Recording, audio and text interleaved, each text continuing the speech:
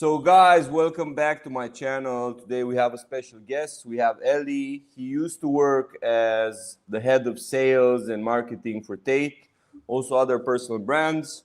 He's like a marketer. He helps big names on the internet make money, and he's doing things behind the scenes. And because he worked with Tate, who's one of the biggest influencers nowadays, I thought it's interesting to have him on the channel. Also, it's a bit of drama involved because he and Tate have like beef. I don't like beef, but like he had like some words after not working with Tate. And what I saw recently, Ellie, is that you posted that this conspiracy theory that Tate is owned by the Jews, and in 2023 he was compromised. And I want to start here because I think for people it's interesting. And some people on the internet, let's be honest, after like the last 2 weeks are saying this. So can you tell me more about this conspiracy theory? Yeah, absolutely. First of all, Joe, thank you for having me on the podcast. I've been following you for a number of years, and it's good to finally talk to you. So Tate being a Jew, I believe he was compromised back in January 2023. Did you not notice something different from before he was arrested to after? What did you notice different? Like that he slowed down the message? Absolutely. The message was like night and day since the incident, right? And I noticed that personally as well, me being behind the scenes. Somehow overnight, we have lost control of our marketing. We weren't allowed to say this now. You can't say that. I would speak to Luke and he'd be like, look, we can't talk about that anymore. Why? Or we can't talk about this. We can't talk about certain topics around women. We can't talk about certain topics around money. We can't talk about Jews specifically, right? So that was the first doubt in my mind. And you know what? After some people might have seen the post on Twitter that I made an article. Some people might have seen my YouTube video, the latest one as well, where it's Tate Sell. Yeah, exactly. Many people have seen it.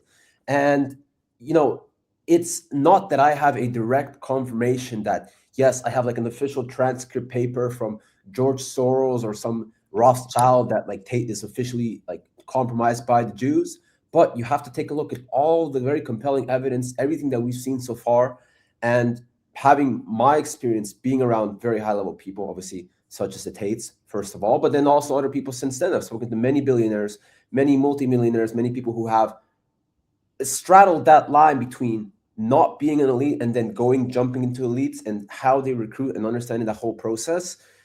That has led me to that conclusion. Now, but people don't think that if you get very famous and if you get arrested and get in all sorts of trouble, you have to be more careful about your message, because before getting arrested, stuff like this, you remember Tate back in 2019, 2020, nobody was watching his podcast. Like Tate was having our views, like we can say like anything because nobody looks at us, nobody knows us, especially like me, and on an international level, not like a big name. In Romania, yeah, if I say something, I do something, get arrested, But abroad, in English, nobody gives a fuck.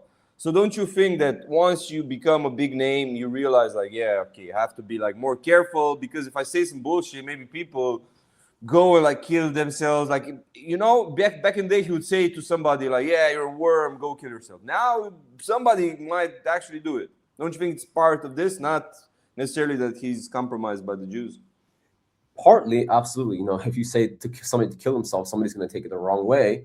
But a lot of the things he says is not going to have that impact. It's just purely ideas that are out there. People are not going to take it the wrong way and kill themselves. The people who are going to be pissed off are the people who don't want that narrative spread out there, right? You take a look at people, man. Take a look at people like Mel Gibson, for example. When he started talking out, he was like blacklisted from all of Hollywood for a long time, right? Exactly, yeah. He spoke out about these things, and he was canceled by who?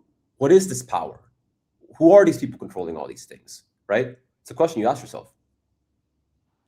And do you think like Tate's a pussy for this? Or like it's not like he changed his message now saying, yeah, go be transsexual, go, like he's not saying bad stuff. He's just not saying like extreme stuff. No, absolutely not. I don't think he's a pussy. Look, if I were in his position, I would probably fold. But the difference here comes that you have to be realistic with the promises that you make to your audience. This doesn't come from like the Jews are coming to control you or the elites are coming to control you, and then you fold and that makes you a shitty person. But it's like you had a whole image crafted and curated around never folding, never bending, sticking to your word, always telling the truth, etc., right? For the longest time. And he upheld these things for a long time until the power that he said that he would never fold to came and ultimately influenced him, right? Of course, bro, if someone comes and says, look, I'm going to, destroy your life, your family's going to get destroyed, or these bad things are going to happen to you, of course, who wouldn't bend, right? That's the power we're up against. I don't think anybody can beat this power. If you go too big, you fly too high, too close to the sun, then it's going to happen to you too if you get this big. Me personally, I don't agree with the Jew thing. I just think that Tate got bored of money, got bored of what you can buy with money, and now his goal is to be like some politician. And if you want to be the next Donald Trump, if you want to be the next, like the next Prime Minister of England, you need a different stance, and you need. If you watch the podcast with PBD and Tate, PBD told him like, bro, I see you next to Dana White. I see you next to the Trump family. I don't see you next to Sneeko. I don't see you next to Clavicular. You need to like curate your message because you're the only one from this space who has the potential to reach that level. And probably other people told Tate this, and it's how I see it. The kind of the rhetoric from 2022, 2023 was okay for making money, having all the 16-year-olds do pictures with you, have supercar money and stuff like this, and sell to people, online products to people about like girl, like he was selling like all these things. But now that he has money, and now probably with the money he made, probably made some investments, and he wants like some more serious businesses. And this is the reason I see it behind this change. Me personally. But these people you mentioned, Dana White, Donald Trump, PBD, all these people, don't you think they're already compromised too? And this is why they're encouraging him? He was already been selected, right? To be among these people, you have to have sold out to some degree, right? Now, these people are so amazing in manipulation that they play many different sides, not just black or white, like right wing and left wing, conservative, liberal. They don't just play that, but like all in between to capture all demographics and control the narrative completely. It's very rarely that you see someone who's actually saying some truths. Even things that I would be careful of saying here, you have a decent reach as well on your podcast and your YouTube channel, stuff such as, do you believe the pharmaceutical industry has their best interest in mind, right? Can't talk about the, thing you put in your arm. If you talk about that, your channel gets censored. And these things, even on a smaller scale, they're not allowed to be disseminated. These are truths of the world, right? Why are they censored? Right? Yeah, I think like if you want to be, I think that if you want to be in politics, basically PBD had a good conclusion about this. He said like if you're the president of the United States, you're basically the CEO hired by the most powerful guys to take care of their money and their resources. So you basically depend on these elites. If you want this, so you definitely cannot be some guy that's uncontrollable. If you're too uncontrollable, you don't even end up in a position to be elected. That's how I feel. So you have to choose. If Tate wants to go and be, next to Donald Trump, next to Dana White, next to these figures, then he has to sell out. It's a part of the game. Yeah, but this is the conversation, like even at the smaller level. It's like when a rapper leaves the hood, everyone from the hood says like he's pussy. Oh, he left us here. Now you think you're bougie. Now you're in Hollywood. You don't stay. It's the same shit at a different level. Like when you leave your home, you leave your hometown, the friends from the hometown will say like, yeah, this guy's now he thinks he's an influencer. Now he thinks he's rich.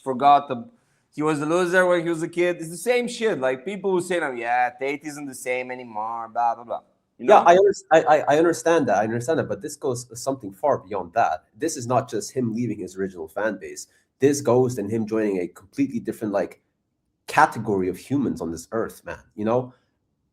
Whatever firsthand experience that you've had is yours, but what my firsthand experience that I've had, and that's all I can talk about. You gotta think I'm a crazy kook or whatever.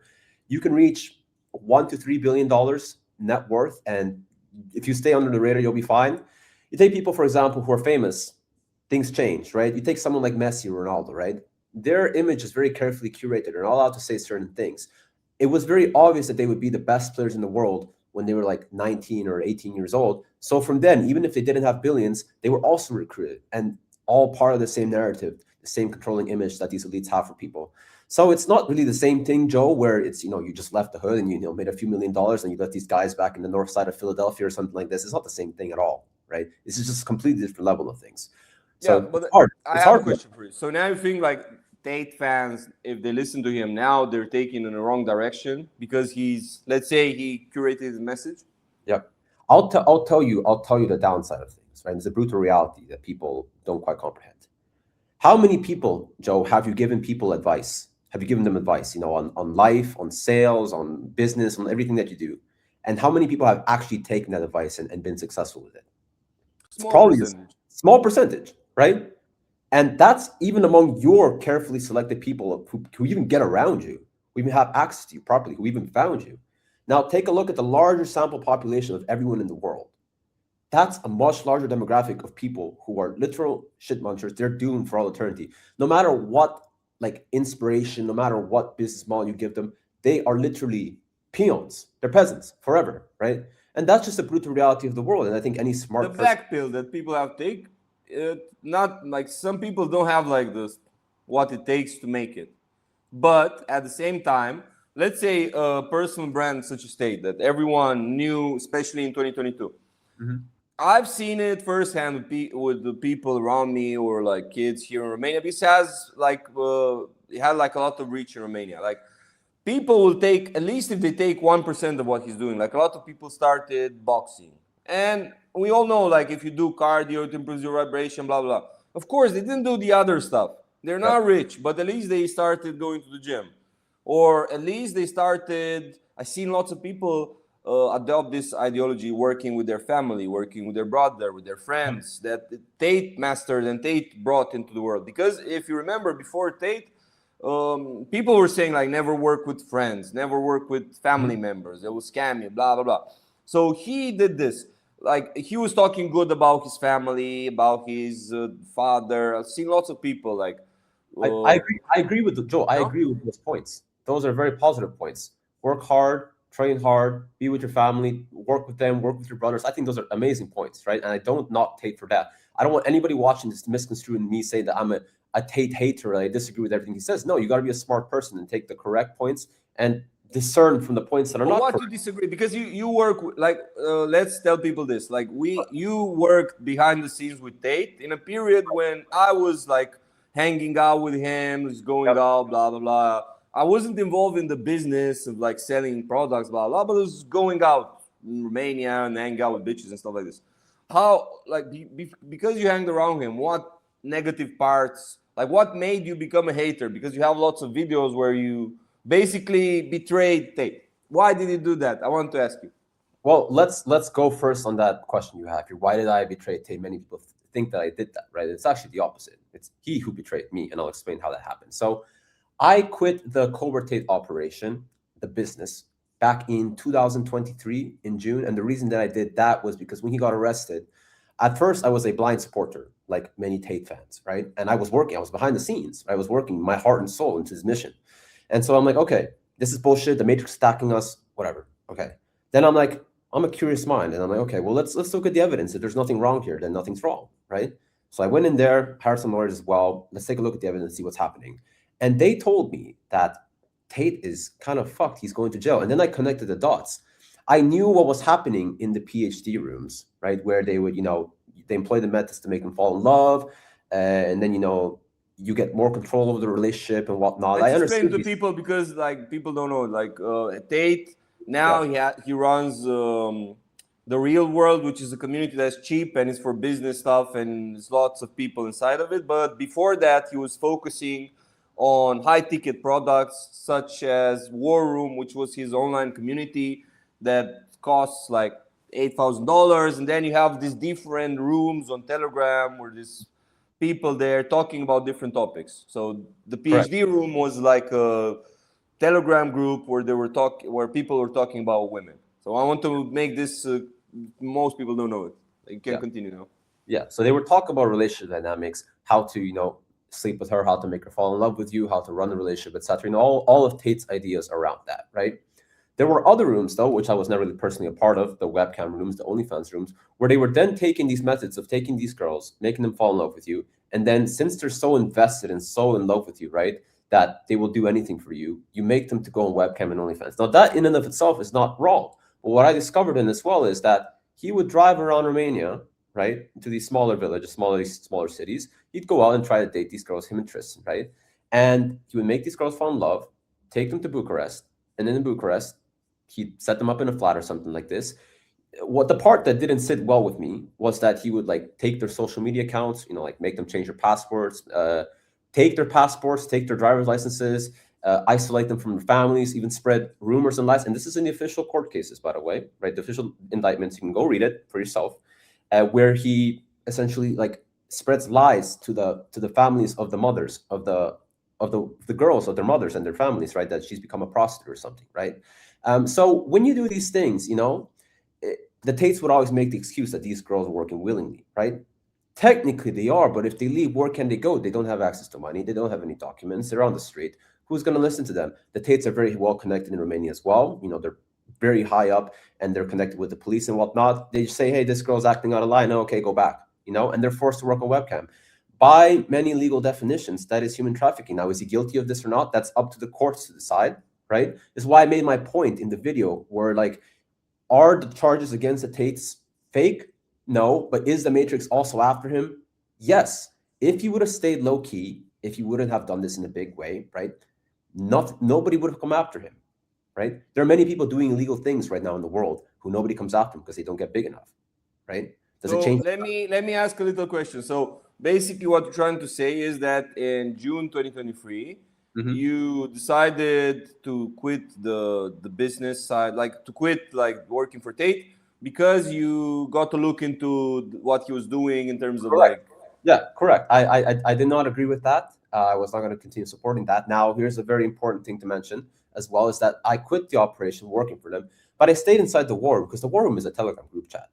There were still valid connections and people to be met inside of there. So I stayed inside of there. And the reason I got then kicked from there was I started to gain a bit of a following a little bit inside of there's another room where they discuss just girls, not relationship dynamics, but just purely like picking up chicks and stuff. Yeah. I started to do things like cold approach on the streets during the day, at night, whenever, to meet chicks. And a lot of the guys inside the war room don't do that, right? And as a result, many of them don't get the highest quality of girls that they can get. And that was very evident in where I was starting to post some receipts, and they start to, you know, listen to me, some of them.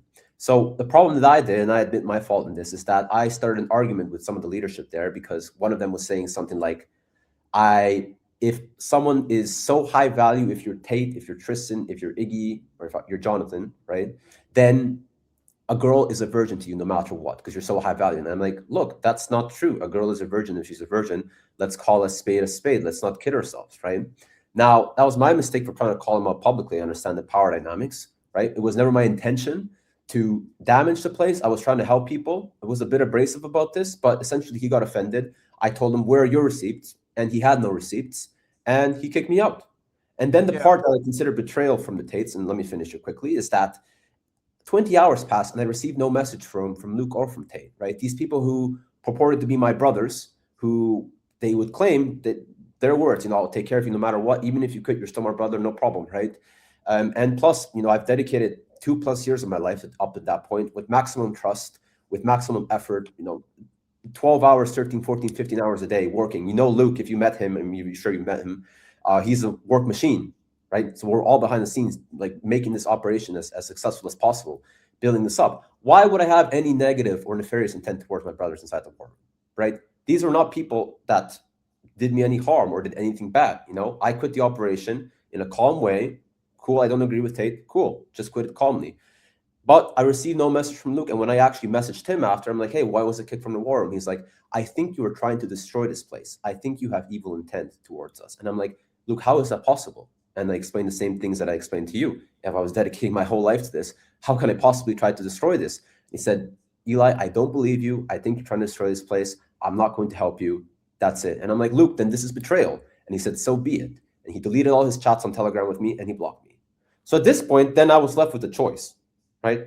I could have done nothing and just gone on with my life, right? Or I could have retaliated. And that's exactly what I did. I made a Twitter thread. I went on BBC. I went on some news channels. I talked about the operation. I didn't talk about the case, but I talked about the operation behind the scenes. And this is why many people who don't have the full context of the story consider my betrayal only. But really, there were many actions leading up to this, as you've just seen as well, right?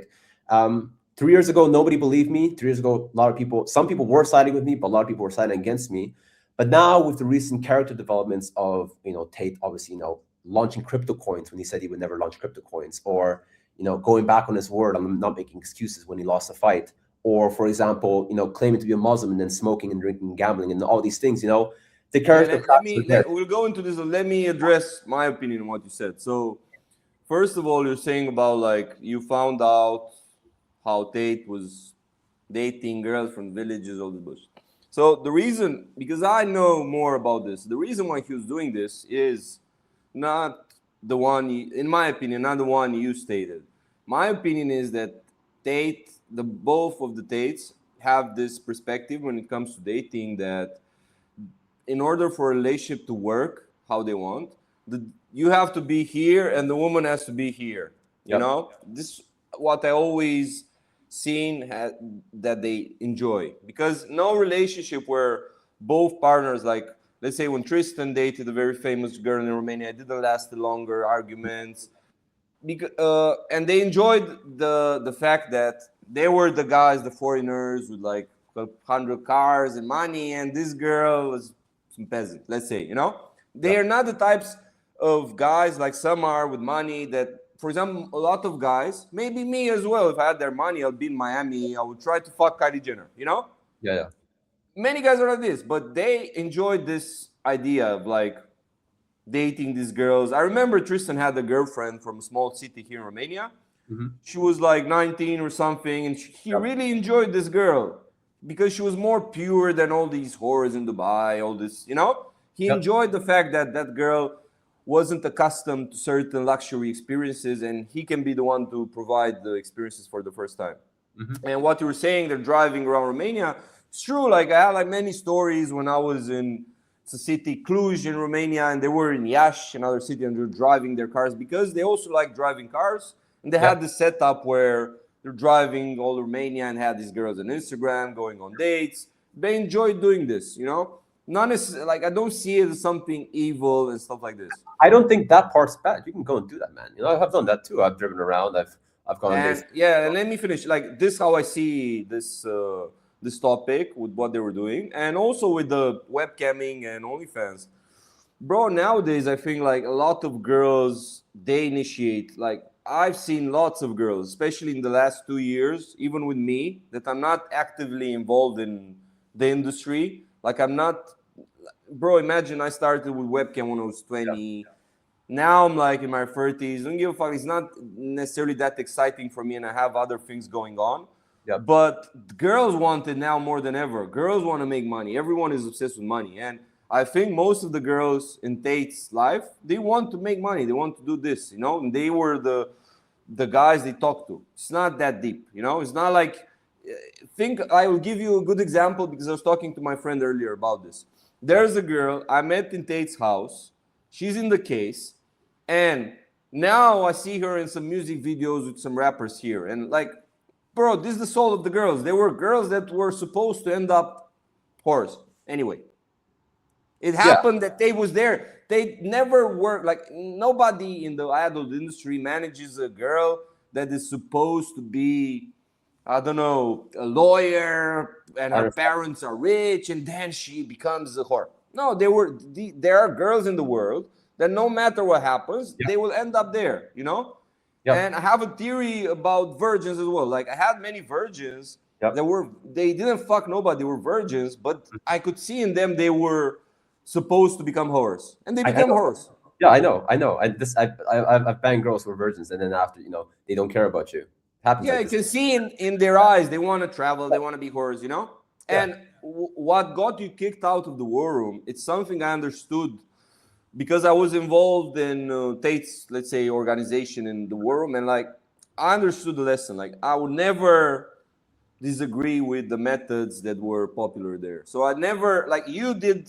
You tried to be, how I see it, you tried to be a little bit clever, which was a good thing because you discovered something that works for you. Like you said, a cold approach, certain things that people there weren't promoting, and you tried to help them in a good way probably, but they had a different approach. And me, every time I was posting there, every time I was talking to people, I was just taking what the leadership was saying and just roll with it. I wasn't coming with new things that they would disagree with. I was always thinking like, Yeah. bro, is this okay? Like, and I think this is the reason, because you wanted to disagree with them, and it's something like, imagine even at a higher level, imagine if Rubio disagrees with Trump and says, yeah, we need the immigrants, and he's in Trump's team. You need to support the leadership and their message. I think this was like the Yeah, problem. I completely understand, and that was my fault for doing that. Absolutely, I recognize this. Yeah. Yeah, But this is like, to go to your point, then, sorry to cut you off. You made a point before that, is that yeah, they would drive around, and yeah, these girls were destined to be hosts. Then, but do you agree with like taking their passports, taking their social media accounts? Do you agree with that stuff? no, but I don't know if they took the passport of some Romanian girl. This probably doesn't have passport. Like, They take the documents. They're not in the girls' control. They take the social media accounts. They delete the social. These are things inside of the PhD room, Joe, and you know that's inside. yeah, I know everything there because I was one of the people who was writing the most there. Was like, I know. yes, Yeah. yeah, like, bro, a percentage of the people in the war room fought in this idea of like imposing some rules in the relationship. Yep. This was the case. But me personally, with my experiences now, this is why when I talk, if you see my Telegram and my YouTube channel, I realized some shit when I was arrested. You know what I realized, Eli? I realized that most of the time when you impose certain beliefs on others, people will pretend they agree with you, but they will do differently. Like when your mom was saying, Ellie, go to school, and you're saying, yeah, mom, of course, we'll go. And then you go out the house and you smoke and you do your shit, Yeah. It's the same with girls. So now I have not total different, but I have a little bit of different views. I remember, I'll give you an example. I think I talked about this on YouTube. I had this side chick I was rolling with. Yep. And in that period, I was very good friends with Tate. And what would happen is people from abroad, like guys with money from Tate's organization, would come to Romania. And I'll hang out with everyone at my house. And I had the side chick with me. And we're always talking that I'm against drugs, like our beliefs. Yep. And this girl I was with, I noticed that she was saying, yeah, drugs aren't good, blah, blah. Then I found out she was taking drugs behind my back and doing things I wasn't agreeing with behind my back. Like, I was telling her, like, yeah, don't be friends with this whore. This girl is not good for you. She's taking drugs, blah, blah, blah. She was saying, yeah, I'm not friends with them. I don't follow them. And then she was hanging up. And now, like, after that, I realized I was naive. Like, if you impose certain principles to the wrong person, what will happen is you'll be deceived. And imagine when I was arrested, I told my lawyers, like, hey, guys, send me all the papers with all the conversations people would have, because they taped the phones with everyone and you could listen. You can have, like, pieces of paper like this, and like you have dialogues of people, And I had like, bro, it had like over 1 meter of papers. I had it in my cell, and I stayed there for like 4 months reading everything everyone was talking, And I realized, like, bro, I thought I had like this power over everyone. Before I got arrested, I had like this idea that, yeah, I control all the dynamics. I know what everyone is thinking, blah, blah, blah. I was I really thought about this idea. And then I see everyone like being themselves behind the scenes. And now if I'm with a girl, I think if she's meant to be a good girl, she'll be a good girl. I don't want to impose, you unfollow everyone. Yeah, don't do this. No, a good girl won't do it anyway, Yeah. This is how I see it.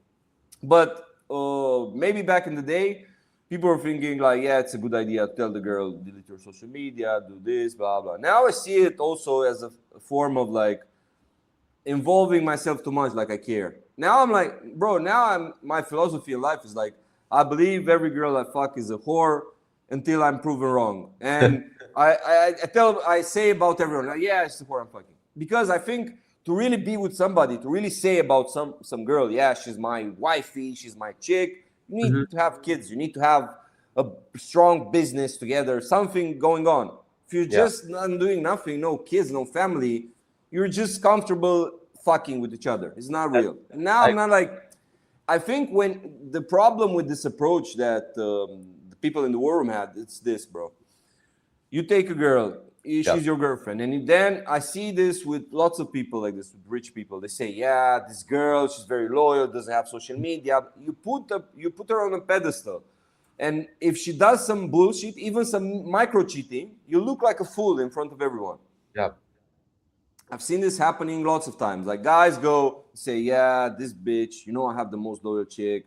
She's down ass bitch. She tattooed my name. She did this. And then the bitch, you see her posting a story with another guy. And then you feel like killing yourself because you told everyone around you, man, Yeah. she's such a good girl.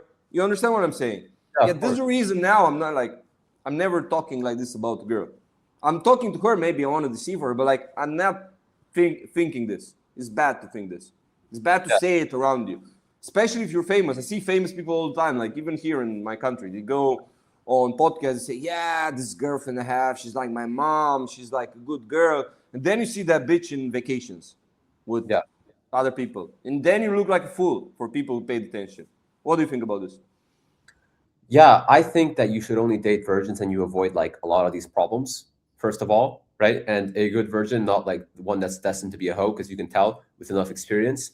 And you avoid like 99% of these problems, because you are like, there is something completely different about being a woman's first man, right? And it's something very precious too. It's not something you need to take for granted, right? Um, and then you avoid these problems. That's simple as that, man, you know? But also, here's another thing that many people don't realize about that is that, you know, she just doesn't know certain things. It's almost like a child. And my girlfriend's gonna hear this, she's gonna laugh, but you know, she knows what I mean. It's like they don't know sometimes when they're fucking up. And if you take it too seriously when they fuck up in certain ways that, you know, are disrespectful, and you're like, no, I'm gonna break up with you, I'm gonna kick you out of the house or whatever, etc., then you're overreacting completely, because it's like a child. Would you get mad at a child for doing something they didn't know was wrong? Right?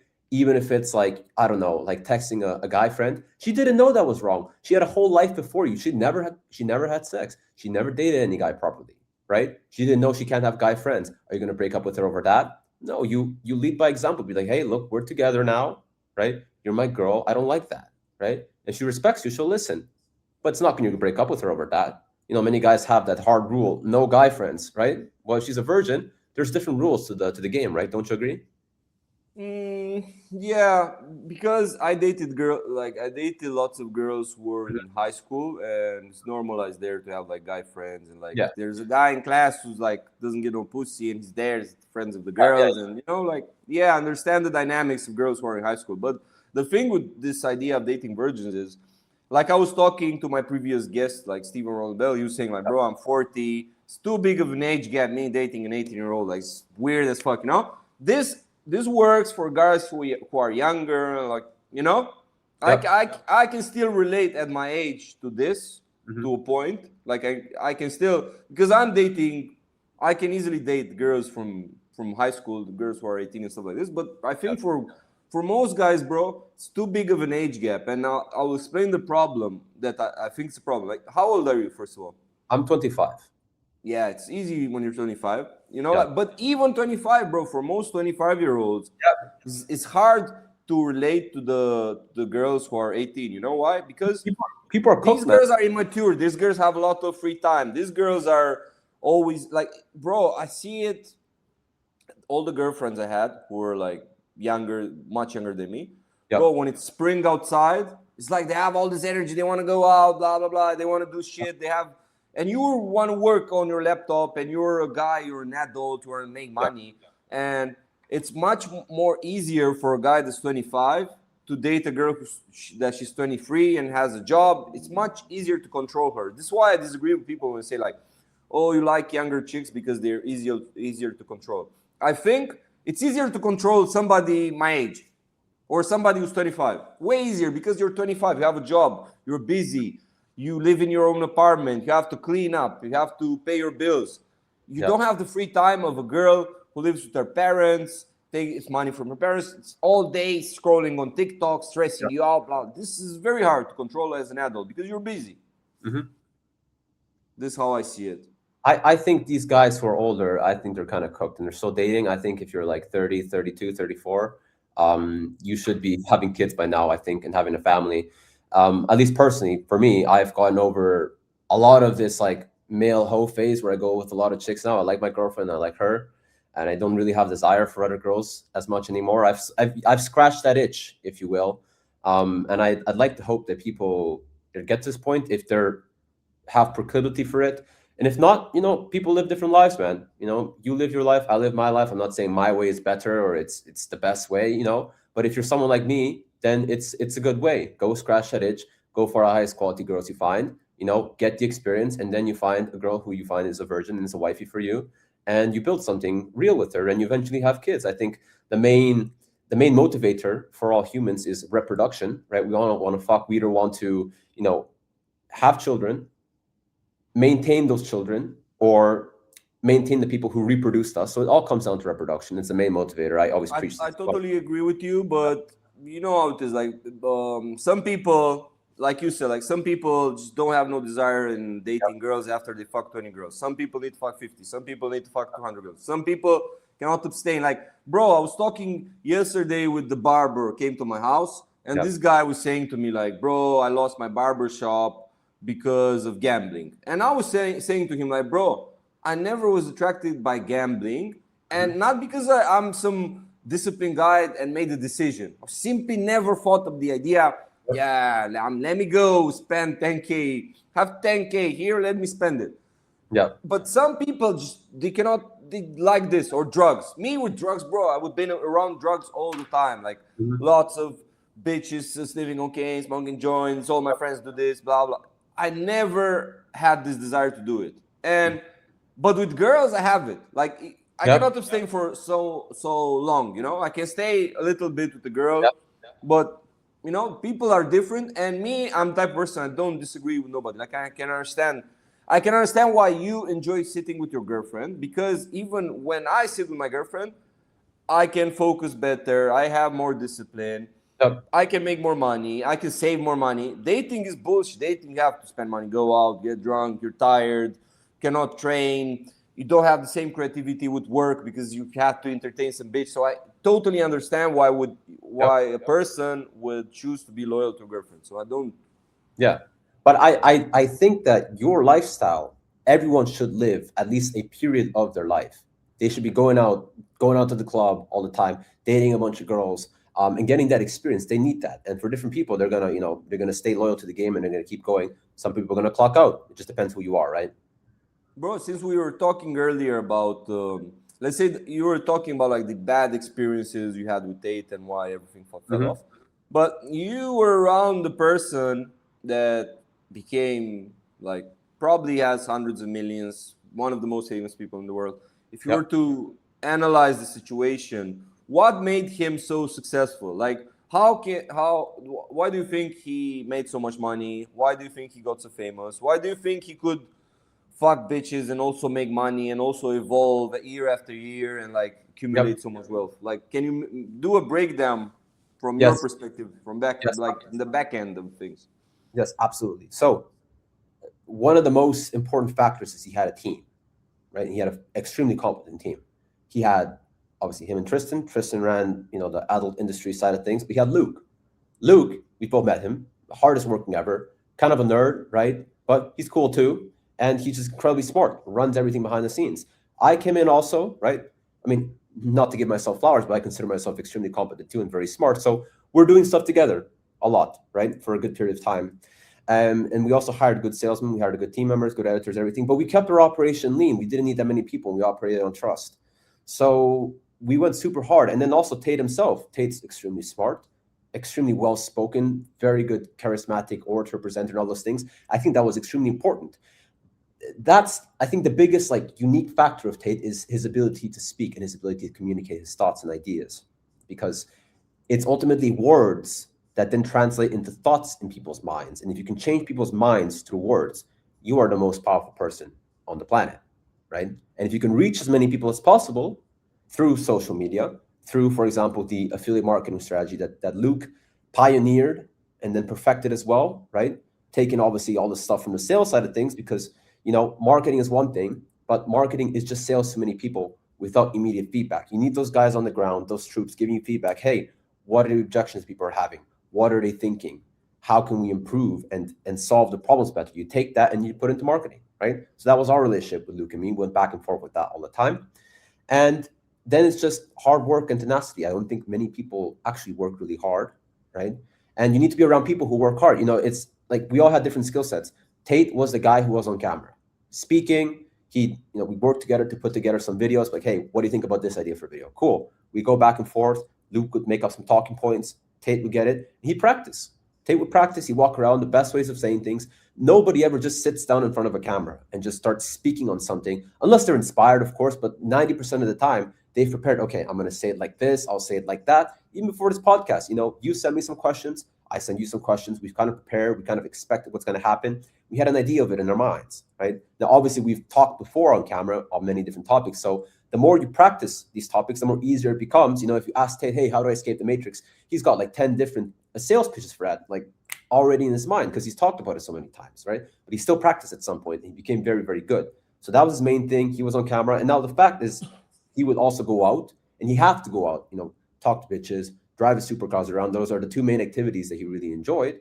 And the reason he did this was for his aura. If you're going to be front-facing in front of the camera, talking to people, trying to influence them, you can't be boring. You can't be sitting behind your computer for hours a day and just typing away, doing some spreadsheets or doing some bullshit on social media. You have to be out in the real world, aura farming, as I call it, right? Tate would aura farm by driving supercars. He'd feel like a G, driving his Bugatti around, or driving around with the hot bitch, going out to the club, going out to Face Club. It's a very good point. I called it improving your vibration. Yep. And it's a good topic to talk about. So I was saying in my tweets and shit that it's very important to find out what makes you have vibration. Like for me personally, it's things like sparring, going to martial arts, let's say going to the gym, girls, blah blah blah. Like it's very important to know exactly what puts you in a state of like flow. Even things like fasting, even things like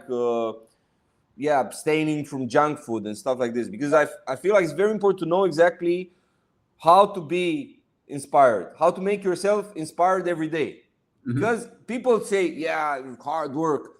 Bro, if you don't have good ideas, like I noticed this in me. Sometimes I have good ideas and know what to say to my team, like do this, do that. If I have brain fog, if I'm tired as fuck, I cannot even give instructions to somebody. There's moments where I have people, they don't know what to do because I don't tell them nothing. I don't have no inspiration. So it's very important to know how to feel inspired every day. What do you think about this? Yeah, it's incredibly important, right? And it's going to be unique for everyone. For Tate, it was that. You had to go out and drive his cars. You had to go out and date girls, right? For some people, it's being behind their laptop and working all day. That's what they enjoy. That's what Luke enjoyed, right? The key here is that you cannot do this alone. You watching this, you thinking you're going to be a one-man army, being this entertaining guy on camera. No, you can't. You need a team, right? You need these people behind you like Luke, like myself, to allow Tate to do that, right? It's necessary. Yeah, and I also think that because Tate was doing things in real life and he was like a cool person that you can look up to, this helped him attract talent. Like, for example, you. And I know this from my situation because once I created the personal brand and once I got famous in Romania and then I posted on Twitter and stuff like this, I could attract employees and people to work with me and partners that I could never attract in the past. Because my problem, one of my biggest problems in the adult industry, imagine I started in like 2014, 2015. The problem was staff. Like as a person that's unknown, it's very difficult to have staff. It's very difficult. Like it was easy to get models, but even if you have models in the webcam studio, you need staff, you need smart people, you need people behind like the computer to realize how to get traffic for them. It's like all the stuff that you need smart people that know shit. And if it's way easier once you have a personal brand. This is why Tate attracted very good employees. Because usually people like you or smart people, they go work for a big company. That was my path. Yeah, that was my path, my friend. I was studying at Duke University. I was going to go to Wall Street, right? But I found Tate before that, and I took a very different path. Yeah, this is the thing. People don't understand like the power of a personal brand. And I want to talk about this because we know this, but most people don't. Like you can make a lot of money from social media, even though you're not famous. Like I'm sure you know people who the general public doesn't give a fuck about them. They make 100K per month easily or 50K per month, Yeah. And I wanted you to speak about this because you run like Cloud Profit. You have this company of helping people sell products and shit like this. How can a person make money on the internet without being super famous? Like, give us some insights. Yeah, it all comes down to your target, and it comes down to taking advantage of YouTube. It's the most important thing. So YouTube has the algorithm set up in such a way to where if you make a topic that people are looking for, it will match you with the people who are looking for that topic. So let's say you're teaching how to change the sixth string of your guitar or something like this in a specific way. You make that your title in a specific way, and these people are going to watch it. Even if it's only 100 people, if these 100 people all want to pay you 10K, how much money you got? You know, you just got $1 million right there. So Yeah. you don't need that many followers. You don't need to be super huge, but you need the correct targeting. You need still high quality content, valuable content. You need to speak well, present yourself powerfully, have people trust you as well, you know? And that's something that comes down to a specific book called The Art and Science of Personal Magnetism, right? Tate recommended me this book, Yeah. Iggy as well. Yeah, absolutely. I mean, you might have read it as well. It explains why you trust certain people. It explains why you don't trust certain people. Explains why when you meet someone, you're like, all right, I'm looking up to this person, or I'm looking down to them. What the power dynamic between that is. It's sort of like the sixth sense that people have with people. And Tate was very good at projecting his aura in this way. I'm sure when you met him or the impact he had on people, you know, people are like, whoa, you know, not just from the fame that he had, but from like, yo, who is this guy coming in, right? So it's the same thing. I'm sure you felt this the same way, Vlad, when you would go out to you go out to the club, right? I'm sure you're famous too, but you know, people are like, oh shit, this is Joe, right? Even when you weren't so well known, you had this thing inside of you, right? So this thing is Yeah. explained there.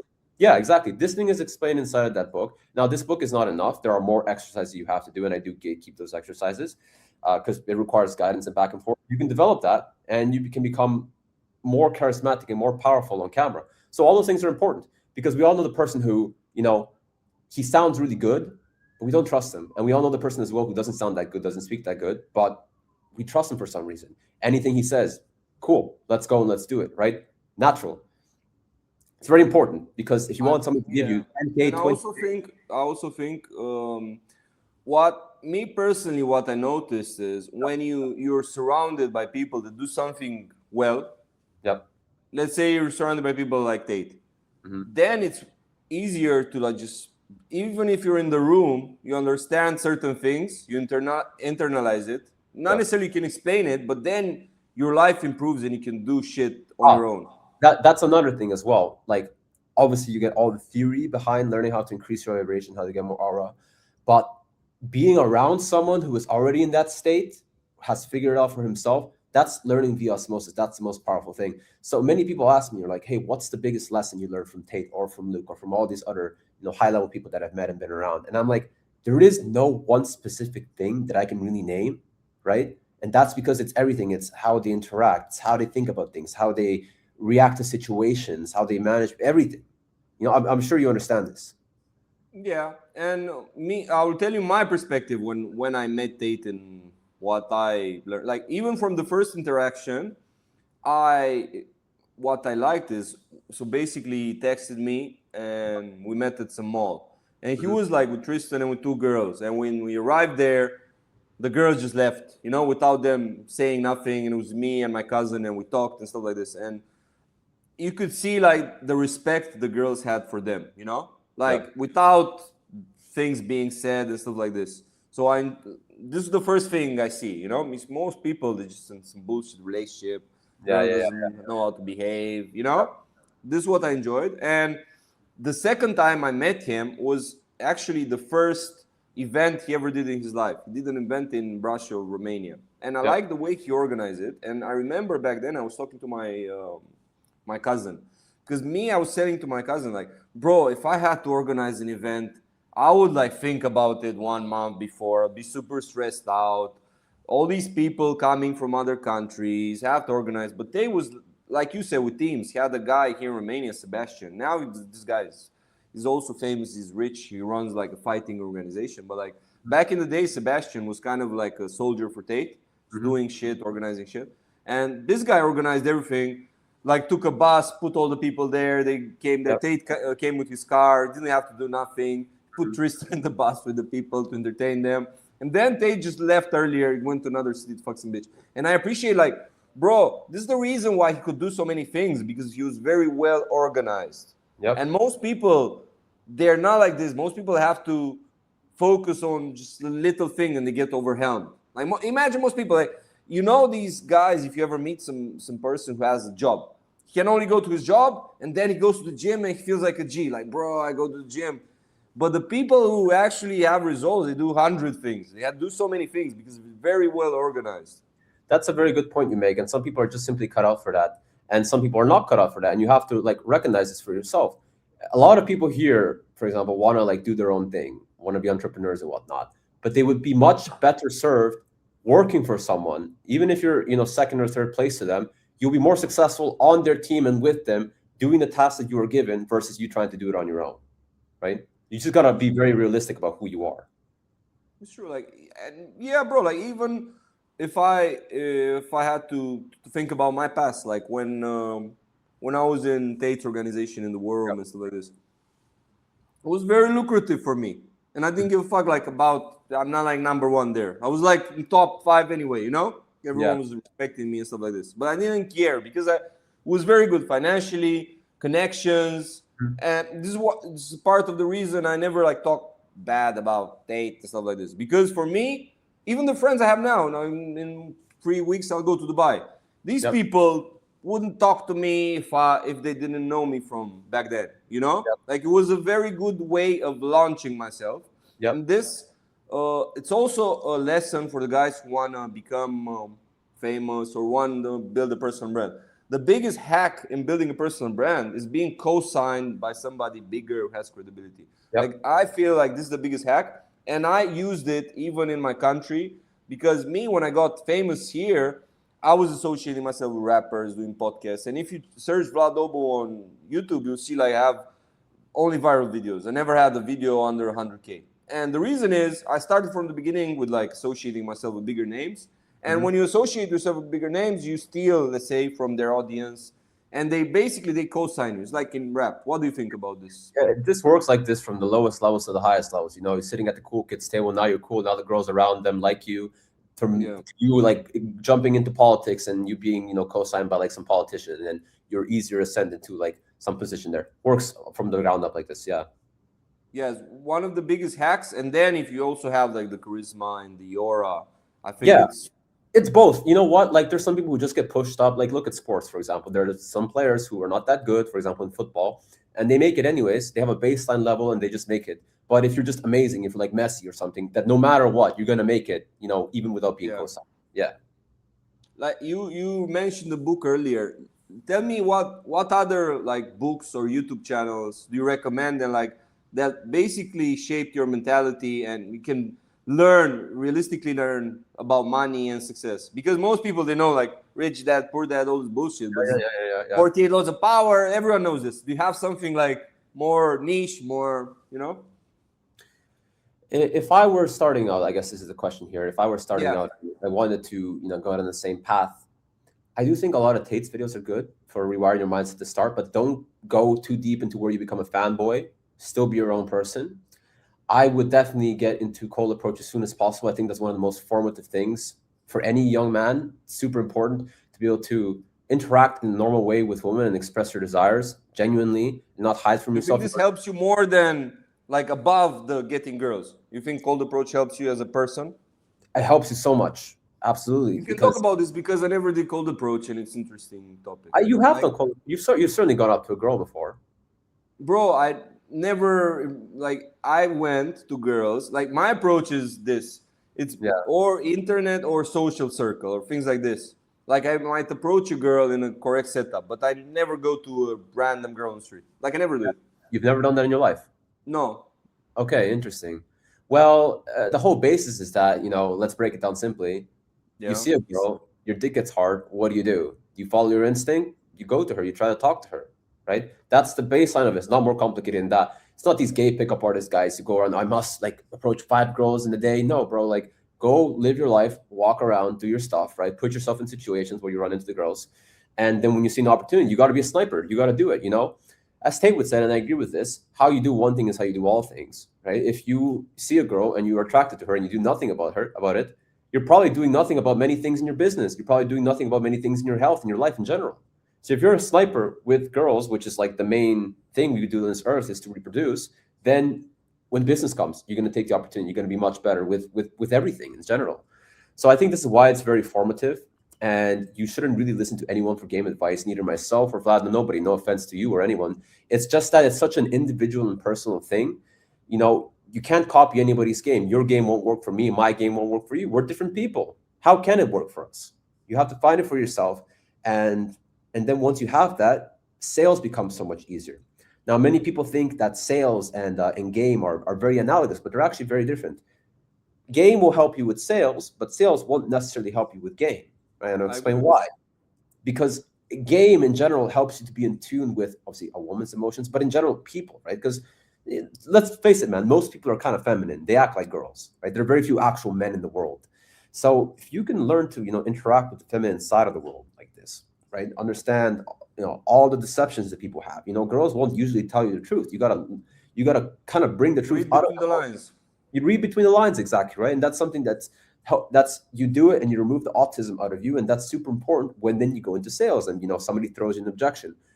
This guy's kind of lying to me. I can feel it. He doesn't have the best intentions. Maybe I don't proceed with this deal. Maybe I do, etc. Apart from all the sales tactics, that's just pure sales stuff, right? That's how game helps you with sales. But if you use those sales tactics, on a girl, some work, but a lot of them are just like purely sales stuff. You're not going to tell a girl, hey, like, do you want to, pay now or later?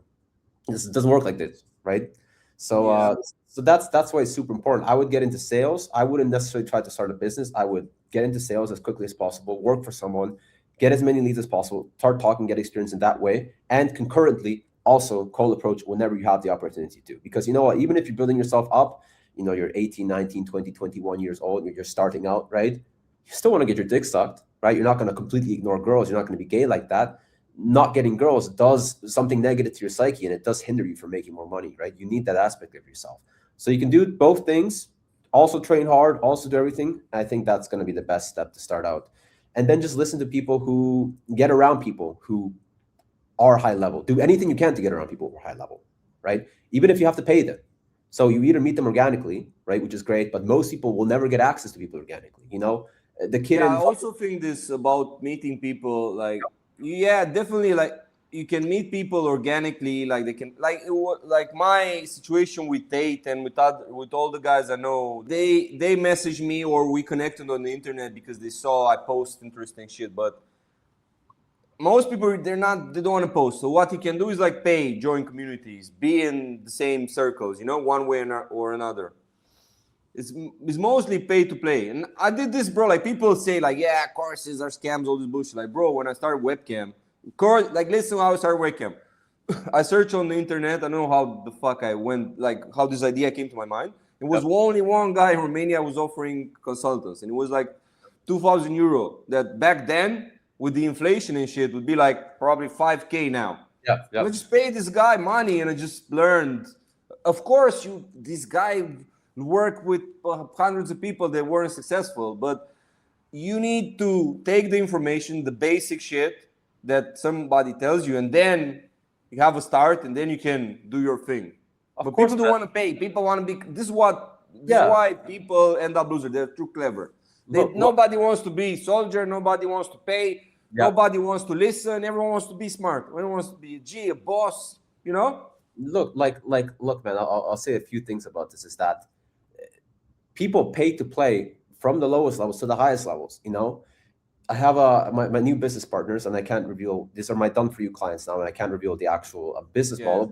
But they're already worth like, two of the guys are worth like over $100 million, 200, 300 million, and one of the guys is a billionaire. And you know what? One guy wanted to sell a certain car to me. I won't say which, but it was like worth like $5 million, something like this. And he's like, yeah, I want to buy that car. I'm like, okay, why are you buying that car? Do you like the car? And he's like, no, not necessarily. I just want access to the guy who's selling it. That's such a crazy mindset shift, that he wants access to the person for $5 million because of who that person is, who was able to acquire the $5 million, right? Turned out that person who was selling the car, they had a conversation. He's gay. He's like, oh, whatever. I wasn't buying the car anyways for the car. I just wanted the person. And it's like, whoa, that's so different mindset change. If people like that, who are worth hundreds of millions, are willing to pay that kind of money to get access to someone, right? And you can't pay 10K, you can't pay 20K or 2K or 3K to get access to someone who could change your life. I think that's foolish. But it's not even enough, right, to just pay that amount. right? Honestly, most people are not gonna make it. You're not gonna, somebody pays you 2K, 3K, even 90% of those people who pay you this kind of money are kind of useless anyways. You have to be competent, and then you take the opportunity, and you can get a connection out of that. It's the same way Also, I did. you need to I be was prepared. I also think you need to be prepared for the Yep, opportunity, because correct. I remember, like, for example, when I met Tate, I was, bro, already had like this webcam studio with like Yep, tens of models. Already had like girlfriend who was yep, loyal. Already had people around me who were like, came up to the first meetings. yep, 2 meter guy with me, big guy, was like, I looked a certain way. I was training when yep. the people were saying like, yeah, come smart. I was already training 2 times a day. You need to be Yep. prepared for the opportunity. You need to be Absolutely. prepared for everything big that happens to you, because maybe Correct. you meet the love of your life, but if you never dated, you know how to speak, you lose the opportunity. She won't like you. Correct. Exactly. More things is very good topics you bring up here. It's exactly a similar story. When I met Tate, I paid 12K to go to this War Room event to meet Tate. Right. I paid money to join the War Room in the first place, and I made more money to go to Miami to go meet Tate. And when I was there, right, I asked him for a job. I pitched myself, and then he recommended me to Luke, and eventually I got the job. Right. But that would have never happened if I wasn't prepared. And how did I prepare? Frankly, I'd been a winner all my life. I played professional football at a younger age. I also was second place in my high school. The number one guy, he got like 2% more on calculus. He only did school. He was a nerd. I did everything else, right? And then I got an $80,000, $70,000 per year scholarship to go to Duke University. I went there, and I was around the sons and daughters of politicians, of multimillionaires, billionaires. I went to school with like a princess of a certain nation, and also I gotta be careful with my words here, the son of like actors and stuff in Hollywood. And these are the kind of people I was around, and I learned how these high-level people interact, because even these young people are groomed from a young age to be a certain way. So then when I went to the War Room, right, and when I finally met Tate, he was like, yo, this guy's a bit different. You know what? Let's give him a chance to work with us.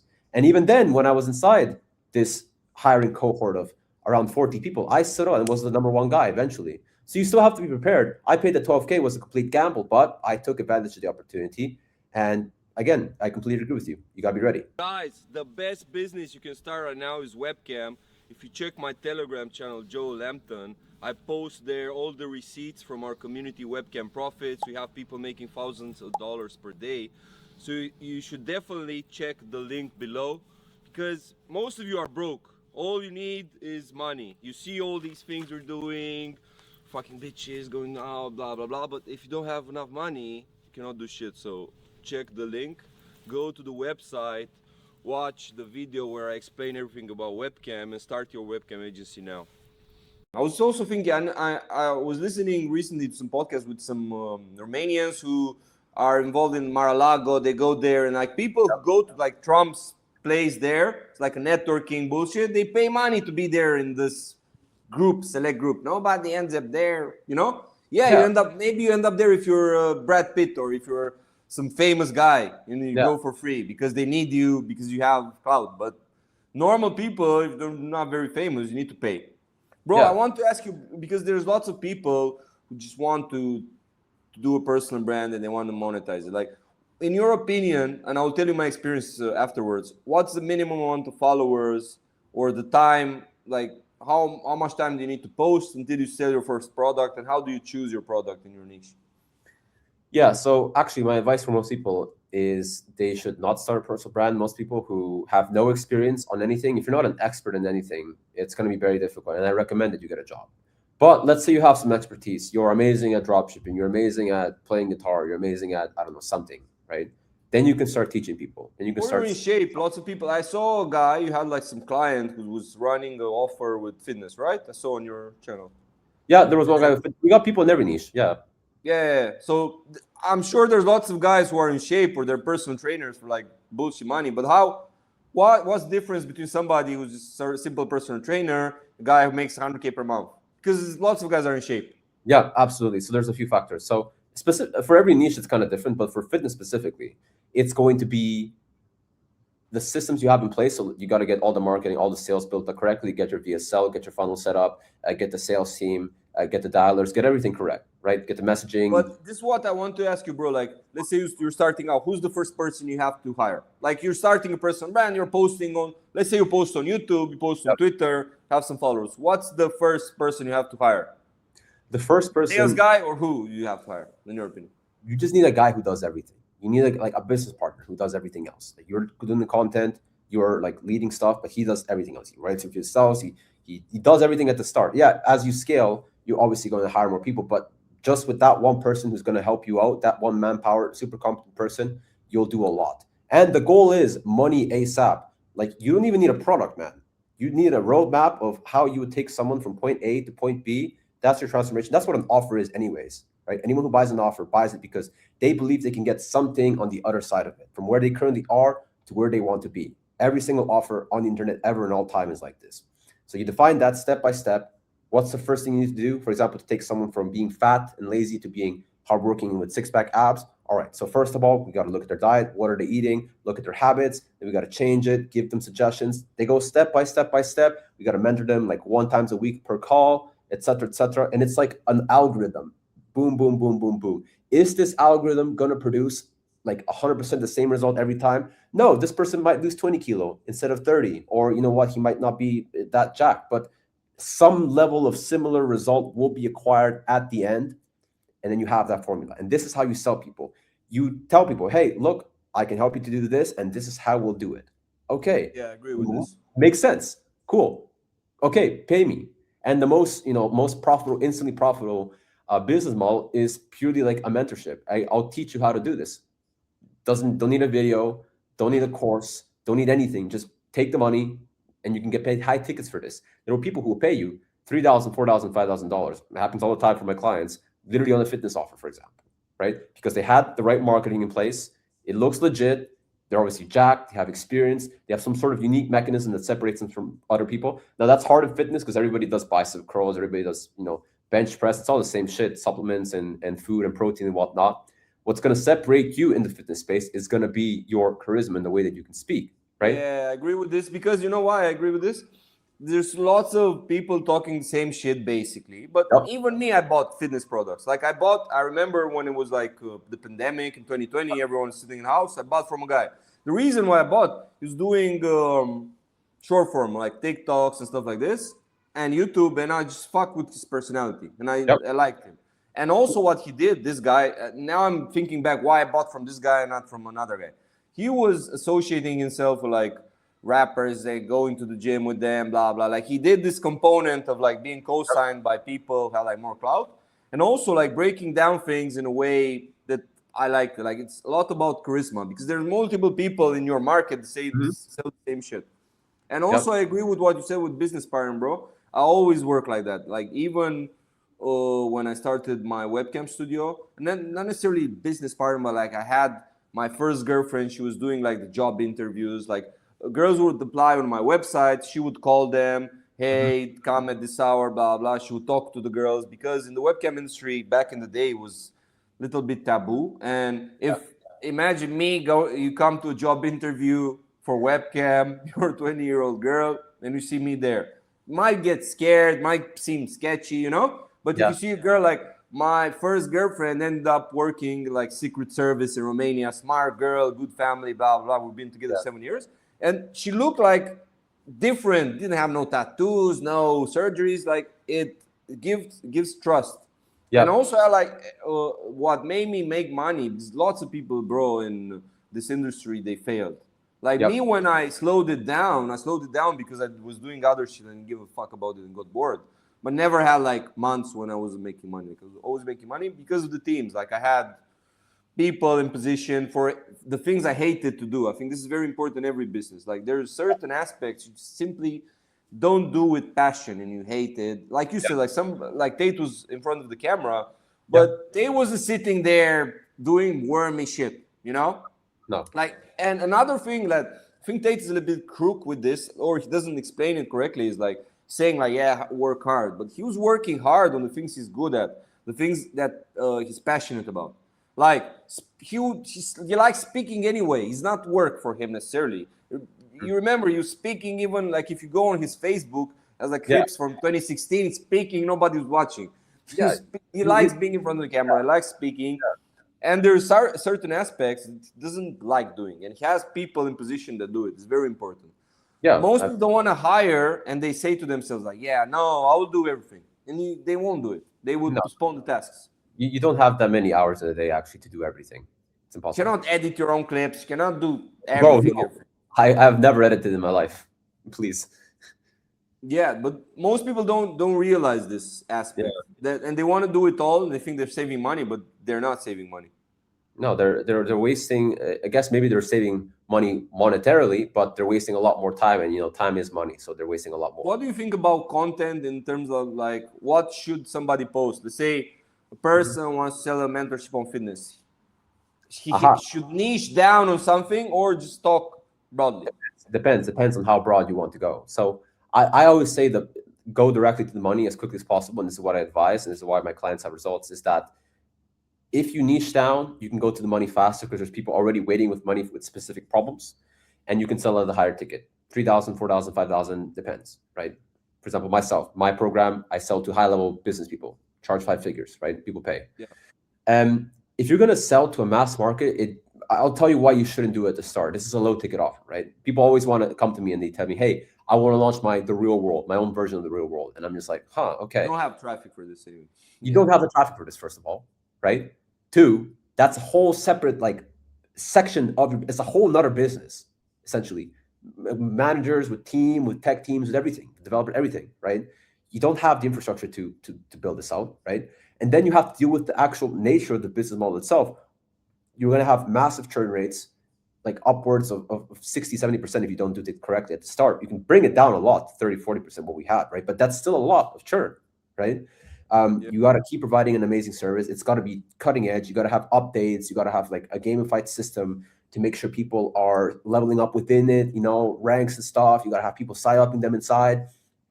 It's a whole thing. And if you don't have the required traffic to keep bringing in new people, right, hundreds of thousands of followers and subscribers, then it's not a viable method for you. Yeah, you can launch it at a lower scale, but what, you want to be stuck making, I don't know, 50K, 100K per month, servicing 10,000 people in the community.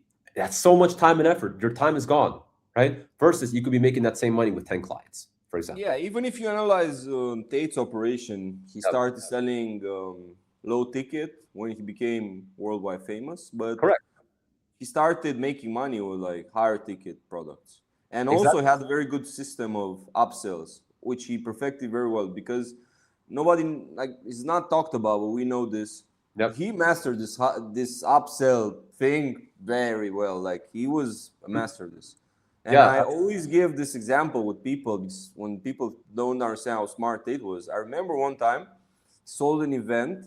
It was called The Test. And basically sum up the event, you go fight in a cage with a professional Romanian fighter, and they will give you a fighter depending on your weight. So I had this friend from a city nearby, like Constanța, and imagine this guy, bro. His dad was from politics, little bit chubby guy, had a boat. Dude, not a guy doing sports.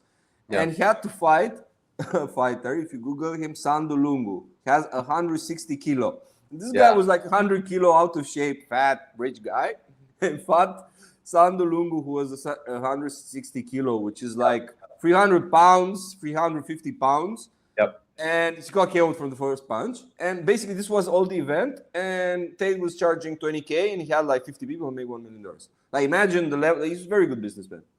Yeah, absolutely. And that comes down to the strength of the personal brand he built up to get the people inside. But then the personal brand keeps growing. Once you're inside, you paid money once, you are much more likely to pay money again, as long as you keep consuming that same person who you paid money to. He did that amazing. He had a whole team inside. Iggy was like psy-upping everyone inside, writing these really like magic messages to people.